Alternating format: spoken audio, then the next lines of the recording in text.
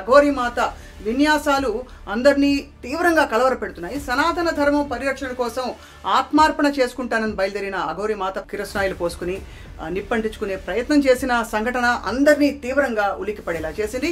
ఇంతకీ సనాతన ధర్మం పేరిట చట్టవిరుద్ధమైన ఇటువంటి చర్యల్ని ప్రోత్సహించాలా లేదా?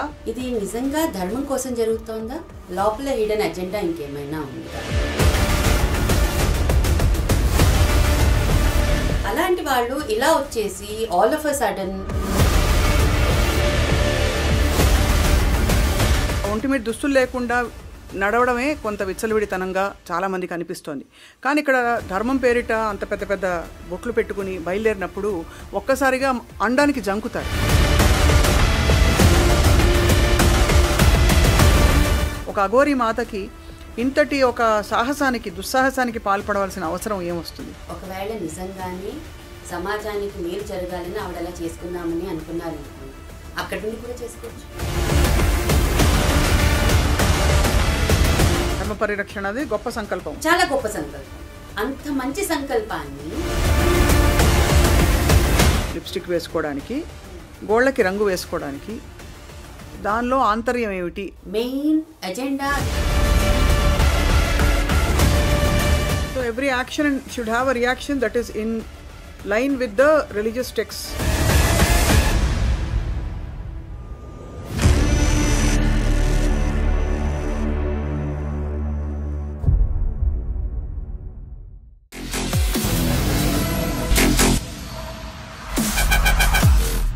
అందరికీ నమస్కారం. Welcome to this candid conversation exclusively on I dream. అనేక వివాదాలు సమాజంలో నడుస్తున్నాయి. కానీ ప్రస్తుతం అందరి దృష్టిని ఆకర్షించిన విషయం ఏంటంటే అఘోరి మాత విన్యాసాలు అందరినీ తీవ్రంగా కలవరపెడుతున్నాయి. సనాతన ధర్మం పరిరక్షణ కోసం ఆత్మార్పణ చేసుకుంటానని బయలుదేరిన అఘోరి మాత ప్రస్తుతం మరొకసారి తనపై తన కిరసనాయిలు పోసుకుని నిప్పంటించుకునే ప్రయత్నం చేసిన సంఘటన అందరినీ తీవ్రంగా ఉలికిపడేలా చేసింది. ఇంతకీ సనాతన ధర్మం పేరిట చట్టవిరుద్ధమైన ఇటువంటి చర్యల్ని ప్రోత్సహించాలా లేదా ధర్మ పరిరక్షణ అవసరమా? అన్ని అంశాలపై మాట్లాడదాం. మనతో పాటు ప్రముఖ వక్త అంటే స్పీకర్ అండ్ అలాగే professor of business administration professor Bandaru Madhavi గారు మనతో ఉన్నారు. నమస్కారం మ్యామ్. నమస్తే. సో ఈ సంఘటనలు బహుశా అంటే సమాజ పరిధిలో తప్పు అని అనిపిస్తాయి. ధర్మం పేరిట జరుగుతున్నాయి కాబట్టి ఎవరు గబుకుమని ఏమనలేకపోతున్నారు. మీరు ఏమంటారు మ్యామ్? ఇప్పుడున్న సమాజంలో ఎలా ఉన్నాయంటే ప్రతి విషయము ఒక మంచి మార్గాన్ని ఎంచుకుని, అంటే ధర్మం అన్నది ఒక మంచి విషయం, దాని వల్లనే మనుగడ సాగుతోంది. కానీ దాన్ని యూజ్ చేసుకుని మన సెల్ఫిష్ ఇంట్రెస్ట్లో తీసుకునే ప్రక్రియ చాలా ఎక్కువగా అయిపోయింది. సో అది ప్రతిసారి ఎలా ఉంటుందంటే ఒక వివాదాస్పదంగా ఉంటుంది. ఇది నిజంగా ధర్మం కోసం జరుగుతోందా, లోపల హిడెన్ అజెండా ఇంకేమైనా ఉందా? రైట్. సో అది మనం ఫస్ట్ విశ్లేషించుకొని దాని గురించి తెలుసుకుంటే అప్పుడు ఏంటంటే ఓవరాల్గా ధర్మం ఇలా చెప్తోంది, ధర్మాన్ని వేరే రకంగా మొత్తం వక్రీకరించి దాన్ని ప్రజెంట్ చేస్తున్నారు, అది మనం ఆపగలుగుతామండి. ధర్మం ఎప్పుడూ ఇలాంటి విచ్చలవిడితనాన్ని ప్రోత్సహించమని చెప్పలేదు తప్పకుండా. ఎందుకు అనంటే అఘోరీలు అన్నది అది ఒక సపరేట్ ఇష్యూ. రైట్. వాళ్ళకంటూ ఒక ప్రత్యేకమైన నియమాలు ఉన్నాయి. ఆ నియమాలు ఉన్నాయి కాబట్టి వాళ్ళు సమాజంలో మనతో పాటు వాళ్ళు ఉండట్లేదు. రైట్. సో అలాంటి వాళ్ళు ఇలా వచ్చేసి ఆల్ ఆఫ్ అ సడన్ నేను దీనికోసం చేస్తున్నాను అని చేయడం అనేది మాత్రం ప్రోత్సాహనీయం కాదు. అంటే ఇక్కడ ఏం జరుగుతోందంటే మళ్ళీ దేవుడి పేరిట ధర్మం పేరిట జరుగుతున్న ఈ కార్యక్రమాలలో ఎవరు పెద్దలు కానీ చట్టం కానీ కలగజేసుకోలేకపోతుంది. నిన్న పోలీసులు కూడా అనేక చోట్ల, ఉదాహరణకి చాలామంది సనాతన ధర్మం పాటించే పెద్దలు కూడా ఒంటి మీద దుస్తులు ఉండడం అనేది సమాజంలో మనం నియమించుకున్న ఒక కట్టుబాటు అని అందరికీ తెలిసిన విషయం. అలాంటిది ఒంటి మీద దుస్తులు లేకుండా నడవడమే కొంత విచ్చలవిడితనంగా చాలామందికి అనిపిస్తోంది. కానీ ఇక్కడ ధర్మం పేరిట అంత పెద్ద పెద్ద బొట్లు పెట్టుకుని బయలుదేరినప్పుడు ఒక్కసారిగా అండానికి జంకుతారు. దీనికి పరిష్కారం ఏమిటంటే మ్యామ్, అంటే ఈ సమస్య అసలు ఎందుకు బయలుదేరింది ఈ ధర్మం పేరిట ఇటువంటి కార్యక్రమాలు? ఇప్పుడు సమాజంలో జరుగుతున్న విషయాలను మనం చూస్తే ఏవేవైతే మంచి విషయాలు ఉన్నాయో, దేని మీద జనాలకి బలమైన నమ్మకం ఉందో, రైట్, అలాంటి వాటిని యూస్ చేసుకొని మన సొంత ప్రయోజనాలు చేసుకుంటే వెంటనే దానికి అపోజిషన్ రాదండి. ఇప్పుడు నేను మామూలుగా పరిగెత్తుకొని వచ్చేసి నేను మీకు ఇచ్చేసి పెడతాను అది చేసి పెడతాను అని అంటే నువ్వెవరివి ఎందుకు చేస్తావు అని అడుగుతారు. అలా కాకుండా నేను ధర్మాన్ని యూస్ చేసుకుని దానికి ఒక పేరు ఇచ్చేసి ఆ డెఫినేషన్లో బహుశా అది వేరే రకంగా ఒక ప్రక్రియ. రైట్, మన సివిలైజేషన్ ఇవాల్వ్ అవుతున్నప్పుడు మనిషిగా మనం ఎదుగుతూ వచ్చాం. వేరే జంతువులకి దేనికి లేనిది మనం ఏం చేసుకున్నామనంటే మనం కొన్ని కట్టుబాట్లు పెట్టుకున్నాము, ఆచారాలు వ్యవహారాలు ఇవన్నీ మనం ఏర్పాటు చేసుకున్నాం. అవును. అయితే ఇదంతా ఏర్పాటు చేసుకునే నియమంలో మనకు ఈ అఘోరా సెక్షన్ అన్నది బేసిక్గా అది ఒకటి ఉంది, అది లేదు అని మనం అనలేము. దానికంటూ ప్రత్యేకమైన నియమాలు ఉన్నాయి. వాళ్ళ ఫిలాసఫీ ఎలా ఉంటుందంటే ఒకవేళ మనం దాని గురించి ఆలోచిస్తే వాళ్ళ ఫిలాసఫీలో వాళ్ళు ఏమంటారంటే బ్రహ్మముతో మమేకమై ఉన్నారనమాట. అవును. ఓకే, బ్రహ్మంతో మమేకమై ఉండడము అని అంటే వాళ్ళకి మంచి చెడు ఉంది లేదు ఏది లేదు. నేచర్ ఎంతైతే ఓపెన్గా పవిత్రంగా ఉందో ఎలా ఉందో అలా ఉందో మనం కూడా నేచర్లో ఒక పార్ట్. అవును. ఓకే, సో దాంతో పాటుగా మనం ఉండాలి అన్నది ఒకటి నియమం పెట్టుకున్నారు. కానీ వాళ్ళు ఈ నియమం పెట్టుకున్నందుకు కాదు, వేరే జనాలందరూ ఆ స్థాయికి ఇంకా ఎదగలేదు. మనమంతా మన సివిలైజేషన్లో మనం వేరే రకంగా ముందుకెళ్తున్నాం. అందుకోసమని వాళ్ళు రెగ్యులర్ సమాజానికి దూరంగా ఉంటున్నారు. అవును.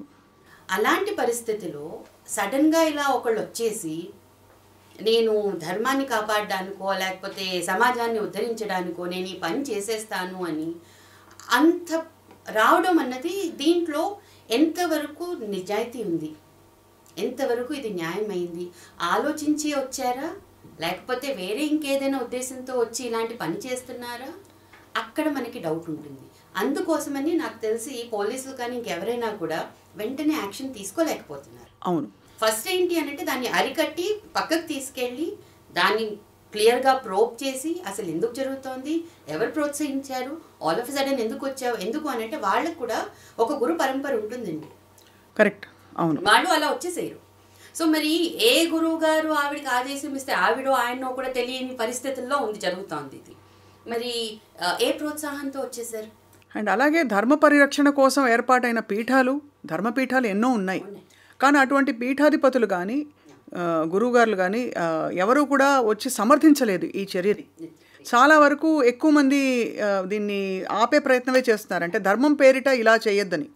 దానికి కారణం కూడా మూలం మనకు చూస్తే ఈశోపనిషత్తులో అనేక ఉపనిషత్తులలో ఈ ఆత్మార్పణ అన్నది అది దాదాపు ఎవరైతే ఇటువంటి ఒక చర్యకి పాల్పడతారో వాళ్ళు అనేక చీకటి ప్రపంచాల్లోకి నెట్టివేయబడతారని ఉన్నట్టుగా మనకి తెలుస్తోంది. సో మరి అటువంటి పరిస్థితుల్లో ఇది ఎలా సమర్థనీయం అండి? మనకి నార్మల్గా ధర్మాల్లో ఏం చెప్తారంటే కాలానికి కాలానికి ఈ ఆచారాలు మారుతూ ఉంటాయి. అంటే అప్పుడున్న వ్యవస్థకి తగ్గట్టుగా అప్పుడుండే దానికి అనుగుణంగా ఆచారాలు మారుతాయి. ఇప్పుడు ఆత్మార్పణ అలాంటివన్నీ ఇదివరకు కాలంలో ఉండింది, కానీ ఇప్పుడు అది సమర్థనీయం కాదు. అవును, అది మనం చేయకూడదు. సో ఇది ఇప్పుడు ఎలాంటి విషయం అంటే ఎందుకు వాళ్ళు ముందుకు రావట్లేదంటే చాలామంది అంటే మన సొసైటీలోనే ఎలా మార్పు వచ్చేసింది అని అంటే మనకి నార్మల్గా మనం మాట్లాడుకునేది ఇన్స్టెంట్ గ్రాటిఫికేషన్ అని ఇప్పుడు నేను అనుకుంటున్నా నాకు ఇది వచ్చేసేయాలి. అవును, వచ్చేసేయాలి, దానికోసం నేను ఏదైనా చేస్తాను అన్న దాంట్లో ముందుకు వెళ్తూ బహుశా వీళ్ళు కూడా ఆ పరిపక్వత చెందక ముందే వచ్చేస్తున్నారు. అవును, అలాంటిది కూడా మనం చూస్తున్నాం. సో ఆత్మార్పణలు లేకపోతే బలి ఇవ్వడాలు అవి మనకి ఈ కాలంలో లేవు. ఒకానొక కాలంలో మనకి శ్రాద్ధాలు అవి పెట్టినప్పుడు బ్రాహ్మలు మాంసం తినేవాళ్ళు. అది త్రేతాయుగంలో ఆ యుగంలో అటువంటి మనకి దాఖలాలు ఉన్నాయా? ఉన్నాయండి, ఉన్నాయి. అప్పటి కాలంలో అది చేసేవాళ్ళు, కానీ అది కలికాలానికి పనికిరాదు. ప్రతి కాలానికి వేర్వేరుగా ఎక్కడ చెప్పబడిందండి ఇది? దట్ మీరు అంటే అగస్త్యుల వారి చరిత్రలో మీరు చూస్తారు. మనకి వాతాపి వృత్తాంతంలో వాతాపి అనే రాక్షసుడు, వాతాపి ఇంకా వాళ్ళ తమ్ముడు, ఓకే, వీళ్ళిద్దరూ ఏంటంటే మహారాక్షసులు. వాళ్ళు దారిన వచ్చిపోయే వాళ్ళందరినీ తినేస్తూ ఉంటారు.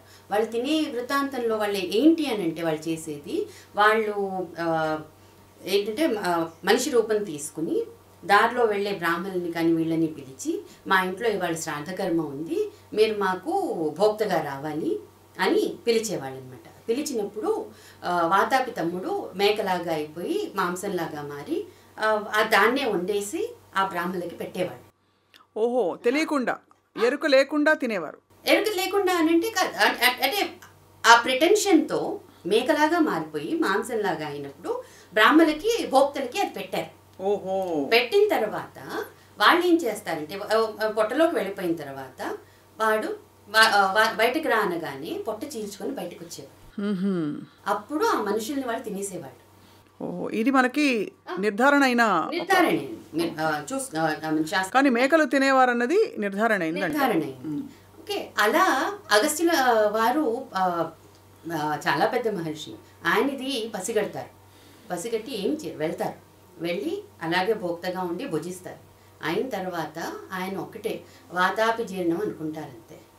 అది కాస్త జీర్ణం వాతాపి జీర్ణం అని మనకి నానుడి మొదలైంది. పిల్లలకి కూడా చేస్తాం జీర్ణం వాతాపి జీర్ణం అని. ఆయన అలా పొట్టని చేసుకొని చెప్పేస్తారండి. అప్పుడు అది జీర్ణం అయిపోతుంది. అప్పుడు కోపం వస్తుంది, నువ్వు మా తమ్ముడు చంపేసి తినేసావని, మరి నువ్వు ఇలాంటి అబద్ధం పనులు చేసి నువ్వు చేయట్లేదా అని శాపం అవి ఇస్తారనమాట.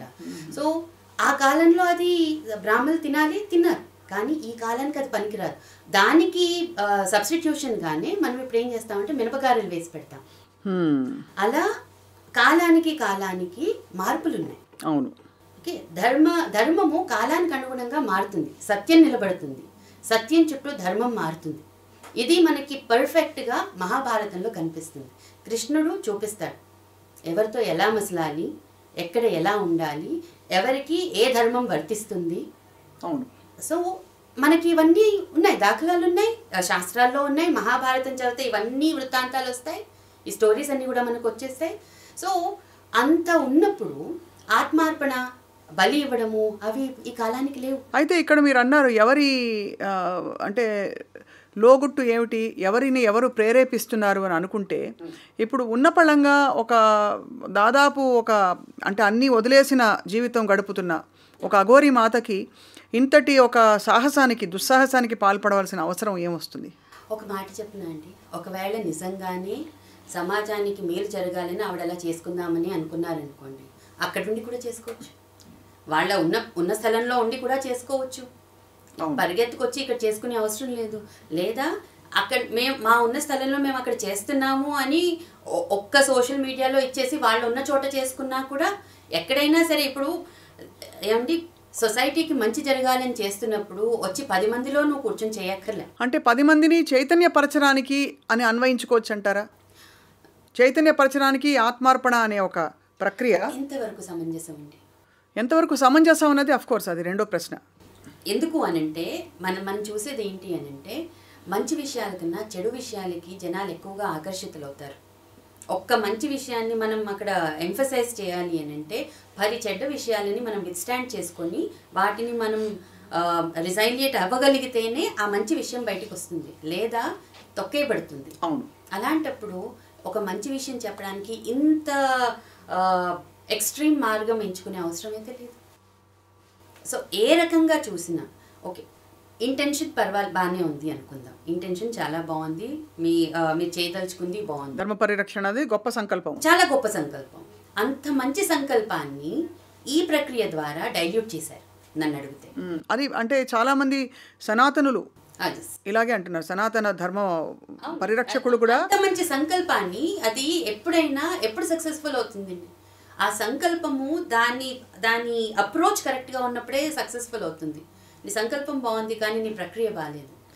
ఇక్కడ మరొక చాలా సున్నితమైన అంశం, ఇది కూడా మొన్న అఘోరాలతో దాదాపు సావాసం చేసి కొంతకాలం గడిపిన నాగనాథ్ గారని ఆస్ట్రోఫిజిసిస్ట్, ఆయన ఆస్ట్రోసైకాలజిస్ట్, ఆయన వచ్చి చెప్పిన విషయం ఏంటంటే, ఇంతటి లౌకిక విషయాలు అక్కర్లేదు, నాకు ఒంటి మీద దుస్తులు కూడా అవసరం లేదనే ఒక అఘోరి మాతకి ఎర్ర రంగు లిప్స్టిక్ వేసుకోవడానికి, గోళ్ళకి రంగు వేసుకోవడానికి దానిలో ఆంతర్యం ఏమిటి అని ప్రశ్నించారు.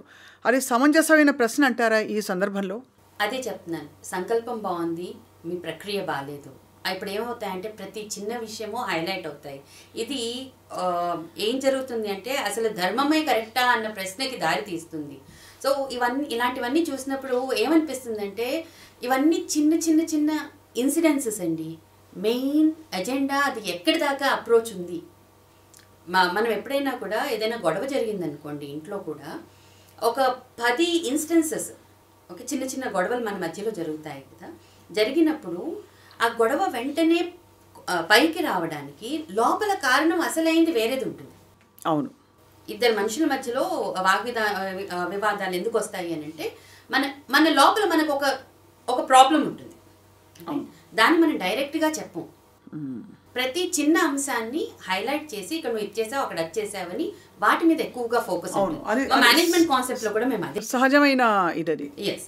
సో అలా జరిగినప్పుడు ఏమవుతుందంటే చిన్న విషయము వేరే రకాలుగా ఫ్లేర్ అప్ అవుతుంది, ఇష్యూ పక్కకు వెళ్ళిపోతుంది, పక్కన జరిగే ఈవెంట్స్ అన్ని హైలైట్ అవుతాయి. అండ్ దాన్ని ప్రెసిపిటేట్ చేయడానికి మరింతగా ఆర్గ్యుమెంట్ని ఖచ్చితంగా. కానీ ఒకటి మాత్రం అంటే ఈ జరుగుతున్న ఒక సాగుతున్న సమాజంలో అఫ్కోర్స్ లా అండ్ ఆర్డర్ సమస్యలు కూడా వస్తున్నాయి. మీరు చూశారు అనేక ఇప్పుడు ఆలయాలపై దాడులు జరగడం అవి కూడా ఖండించవలసిన విషయాలు.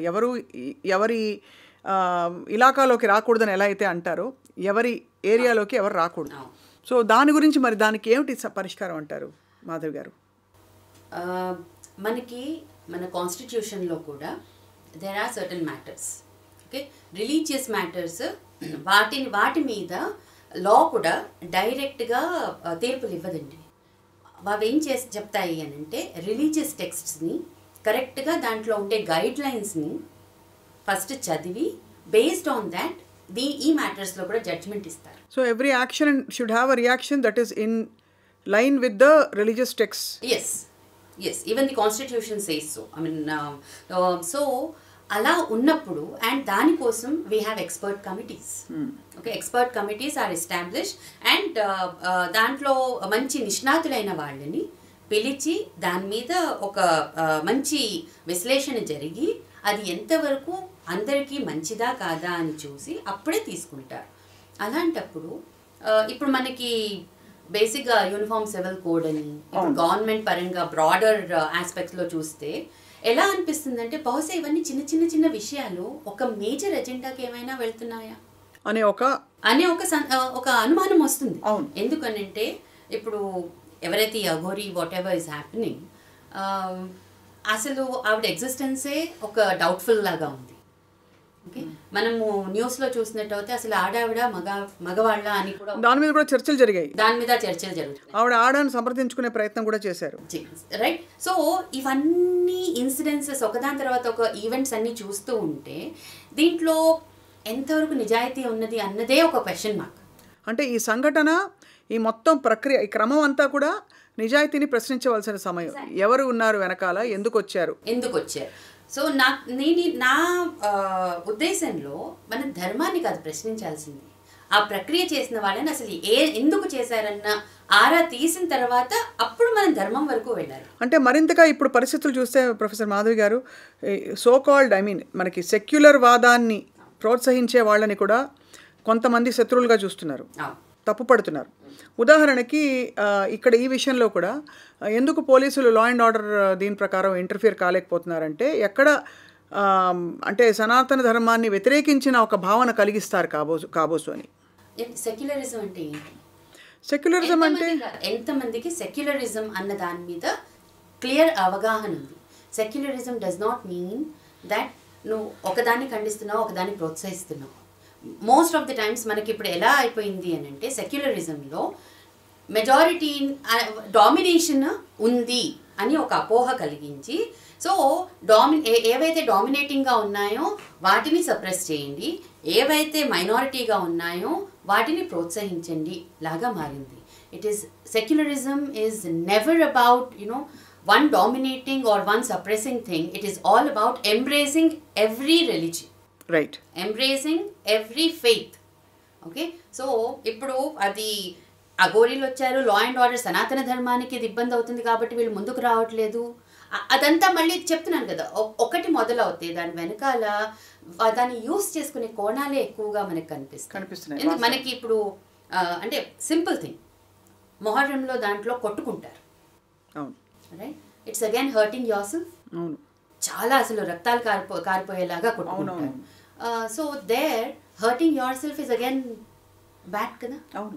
do you dare to go and stop it? Nobody can dare to. Right? Because When it is, this is bad, that is also the same. Okay, I'm not hurting anybody. I'm only saying that ఇలాంటి చేయడము సమాజంలో తప్పు అన్నప్పుడు right ఎందుకు వెళ్ళలేకపోతున్నారు వెళ్ళాలి కదా అని అడుగుతున్న వాళ్ళే అదే నేను అడుగుతాను. అక్కడ అంతగా ఇట్స్ అ ప్రాక్టీస్, ఎప్పటి నుంచో వచ్చిన ఒక ప్రాక్టీస్ రైట్. కానీ ఇప్పుడు ప్రస్తుతంలో ఉన్న సమాజంలో అది ఒకళ్ళని మనల్ని మనమే హర్ట్ చేసుకోవడం చాలా డీప్గా. Should you not stop that also? Correct. I'm questioning on that basis. Secularism means first ఆ ఫెయిత్ని మీరు రెస్పెక్ట్ ఇవ్వండి. ఓకే, ప్రతి ఫెయిత్కి రెస్పెక్ట్ ఇవ్వండి. Understand what is it preaching or talking about. But again, certain things are within the scope of a faith. Yes. But immolating yourself may not be within the scope of faith. Yeah. Of course, ఒక టైంలో మనకి సతీ సహగమనం ఇవన్నీ చూసాం, abolish చేసాం. So ఆ కోణం నుంచి చూస్తే ఇది మరింత ఇలాంటి సంఘటనలు ప్రేరేపించవచ్చు అనే ఒక ఆందోళన తప్ప. అంటే ఇప్పుడు అది మనం ఆల్రెడీ అబాలిష్ చేసాం. Doing that in the society it's absolutely not advisable. ఇప్పుడు ఆవిడ వచ్చి అలా చేసుకోవడం అన్నది కూడా అది ఆపించాల్సిన ప్రక్రియ. అయితే వెంటనే ముందుకు వెళ్ళే కన్నా ముందు అందుకే కదా ఆవిడని చేసుకోనీకుండా ఆపారు. ఖచ్చితంగా ఇక్కడ మంచిర్యాలలో కూడా కట్టడి చేయగలిగారు, అక్కడ కూడా కట్టడి చేయగలిగారు. So law is working. So it is enforcing, it is working. Stop చేశారు. స్టాప్ చేసిన తర్వాత ఇమ్మీడియట్గా నెక్స్ట్ యాక్షన్కి మనము చూసి చూడకుండా వెళ్ళిపోలేమండి. మనకి నిర్భయ కేసు తర్వాత ఇంకోటి ఏదో జరిగినప్పుడు ఇఫ్ యూ రిమెంబర్ మన దగ్గర జరిగిన ఇన్సిడెంట్స్లో ఐ థింక్ 2 days లోపల ఎన్కౌంటర్లో ఆ క్రైమ్ చేసిన వాళ్ళని ఎన్కౌంటర్ చేశారు. I don't know if you remember. గుర్తుంది. అవును. యా, ఎన్కౌంటర్ చేసినప్పుడు ఇమ్మీడియట్ రియాక్షన్లో ఏమన్నారంటే ఇమ్మీడియట్గా జస్టిస్ వచ్చింది, వీఆర్ వెరీ హ్యాపీ అన్నారు. But at the same time ఇంకోటి కూడా ఏమొచ్చింది అని అంటే న్యూస్లో కూడా వచ్చింది, పేపర్స్లో కూడా వచ్చింది. ఏమన్నారు, ముందు వెనక చూసుకోకుండా అంత వెంటనే యాక్షన్ ఎలా తీసుకున్నారు? Did you ensure that it was really wrong? Did you ensure that they were at fault? So law అందుకే ఏమంటుంది, మనము అంత తొందరపడి స్టెప్స్ తీసుకోకూడదు. Before you do it have valid reasons. So అది ఇక్కడ కూడా జరుగుతోందేమో. అవును. అందుకనే ప్రమాదాన్ని ఆపారు. అవును. ఆపిన తర్వాత నెక్స్ట్ ప్రక్రియ తీసుకుంటారు. ఒకటి ఏమైంది అంటే ప్రతిదీ మన సొసైటీలో ఒక క్రిటికల్గా ఆలోచించడం ఎక్కువగా అయిపోయింది, ఒక సినికల్గా ఆలోచించడం రైట్. సో దానివల్ల మనకి వెంటనే రియాక్షన్స్ వస్తున్నాయి. కాస్త ఆగుదాము, ఓకే ఇది ఆపారు, తర్వాత ఇది ఏంటో తెలుసుకుందాము, అది బయటకు వచ్చేదాకా లెట్ ఇస్ నాట్ స్పీక్ అన్నది లేదు. Social media has given freedom for to anyone and everyone to speak and immediately react. Avunu. People are reacting so very fast. Wildfire kanna fast ga react అయిపోతున్నారు. Avunu. But first understand what is happening. Avunu. ఇప్పుడు ఇంత దీని మీద ఇంత వచ్చేసింది, కానీ నిజంగా ground level ఎంతమందికి తెలిసింది? అంటే నిజమే మీరు అన్నది. దీని మీద ఇంత వచ్చి కారణం ఏంటంటే రోజు ఏదో ట్రిగ్గర్ ఉంటుంది. అంటే నిన్న దుస్తులు లేకుండా సమాజంలో తిరగడం, అందరూ ఇబ్బందిగా చూడడం, కొంతమంది స్పెక్టకల్లో చూసి ఫోటోలు చూసుకోవడం, కొంతమంది నిజంగానే వచ్చి నమస్కారాలు పెట్టడం, ఇవన్నీ కూడా కవరేజెస్ వచ్చాయి. So there is a lot of attention driving ఖచ్చితంగా. దాంతోపాటు ఇవాళ మళ్ళీ జరిగిన శ్రీకాళహస్తి జరిగిన సంఘటన మరోసారి అందరినీ ఉలికిపడేలా చేసింది. సో మరి మనకి ఇప్పుడున్న మీరు అన్నట్టుగా ఇప్పుడున్న agenda narrative for the country is driving a lot of things అనే ఒక భావన అయితే కలుగుతుంది. Yes, I mean, sometimes we cannot imagine, and we are also watching lot of movies. Social life లో వచ్చేసి జనాలు ఎలా ఉంటున్నారు అని అంటే యాంటీ సోషల్ ఎలిమెంట్స్. మనకి రెగ్యులర్ లైఫ్లో అసలు వాళ్ళు యాంటీ సోషల్ అని మనకు అనిపించదు. They are along with us. అవును రైట్, మనతో పాటే ఉండి మన దాన్నే ప్రోత్సహిస్తూ పక్క నుంచి జరుగుతున్నాయి. Correct. So in that narrative first understand what is happening, right, and then give time for the law and order to take up the task, come out properly, right, and let us all have a good approach, which is like okay, something wrong has happened, but let us be on it, we will get some truth annattu deentlo unte manchide. But at any point of time it is not advisable that people come out like that, take such extreme steps. అవును.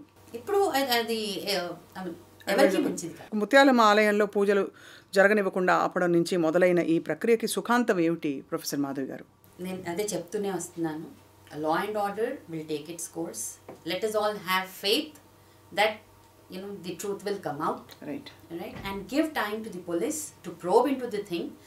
ఎవరు చేశారు ఏంటి అనేది కనుక్కోవడానికి.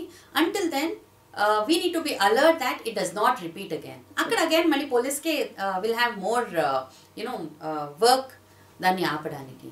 So వాళ్ళు అది ఆపి ఇంకోటి కానీయకుండా కస్టడీలోకి తీసుకొని ఉంచి రైట్ అది చేయడం చాలా మంచిది. అండ్ ఇంత జరుగుతున్నప్పటికీ పీఠాధిపతులు కానీ వేరే రిలీజియస్ హెడ్స్ కూడా మాట్లాడట్లేదు అని అంటే బహుశా వాళ్ళు కూడా ఆ టైమే అడుగుతున్నారు, కోరుకుంటున్నారు.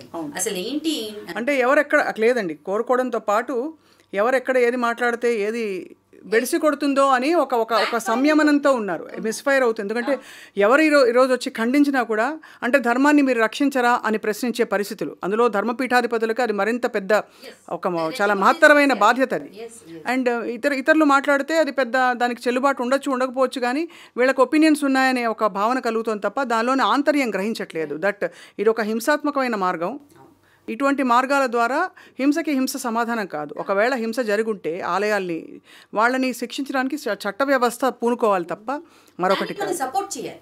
మనం చేయగలిగింది ఏంటి సమాజంలో మనం ఏం చేయాలి అని అంటే మనం సపోర్ట్ చేసి ఫెసిలిటేట్ చేసి నిజాన్ని కరెక్ట్గా బయటికి వచ్చే విధంగా మనం సపోర్ట్ చేయాలి. కానీ వెంటనే రియాక్ట్ అయిపోయి ధర్మాన్ని ప్రశ్నిస్తూ లేకపోతే ఇది చేసినందుకు వీళ్ళని పట్టుకొని వీళ్ళని పనిష్ చేయండి అని అక్కడ రెండు మనం అంత వెంటనే రియాక్ట్ అవ్వడం అన్నది మంచి సమస్యకి పరిష్కారం కాదండి. ఏదైనా అంతే. ఇంట్లో కూడా చిన్న చిన్న గొడవలు జరుగుతాయి, పెద్ద పెద్ద గొడవలు జరుగుతాయి. కాసేపు మీరు ఊరుకోండి, ఆలోచిస్తాను, అసలు ఏం జరుగుతుందో చూస్తాను. You need some time to think over. అవును. And reconcile. అసలు ఏం జరుగుతోంది, ఎందుకు ఇలాంటిది వచ్చింది, సడన్గా ఎక్కడి నుంచి వచ్చింది, మనం బయట నుంచి చూస్తున్నాం, మనకు తెలియట్లేదు. మరి దానికి ముందు ఏముంది, దాని ప్రెసిడెన్స్ ఏంటి, ఆవిడ ఎక్కడి నుంచి ఎలా వచ్చేసేయగలిగింది, మనకు వచ్చేదాకా వస్తున్న విషయం తెలియదు. అవును. మరి ఎక్కడి నుంచో వచ్చిందంటే ట్రావెల్ చేసి వచ్చారా, ఎలా వచ్చారు, ఆవిడకి ఎవరు సపోర్ట్ చేశారు? అంత పబ్లిక్లో వచ్చేసి అంత మొదలు పెట్టడానికి if she all by herself for himself అన్ని వస్తువులు సమాజం దొరకవు కదా. అవును. ఇక్కడ ఉండే మనిషి కాదు కదా. మరి ఇంత ఒక బ్యాక్వర్డ్ మెకానిజం జరిగింది కదా. జరిగినందుకే మనకి సొసైటీ అక్కడ అంత జరిగింది, అంత ప్రక్రియ జరిగింది. సో ఇంత సపోర్ట్ ఎక్కడి నుంచి దొరికింది అంటే ఇక్కడ ఇంకా ఎవరో ఉన్నారు అని తప్పకుండా ఆలోచించాలి విషయం. ఇన్ని కోణాల్లో మనం ఆలోచించి అసలు ఏం జరుగుతుంది అన్నది తెలుసుకోవాలి. తెలుసుకున్న తర్వాత మనం మాట్లాడాలి. బయటకు రాకూడదు, కానీ బయట పబ్లిక్ లో జరిగినప్పుడు తప్పకుండా మాట్లాడుకుంటాం. మనం చేయగలిగింది ఏంటంటే కాస్త సంయమనంతో ఉండి positive enforcement is required. Right. Thank you very much professor Madhavi గారు. చాలా ఆలోచింపచేసే విషయాలు చెప్పారు. తప్పకుండా ఐ థింక్ చూసేవాళ్ళు ఆలోచిస్తారని చెప్పి ఆశిస్తున్నాం. నమస్కారం.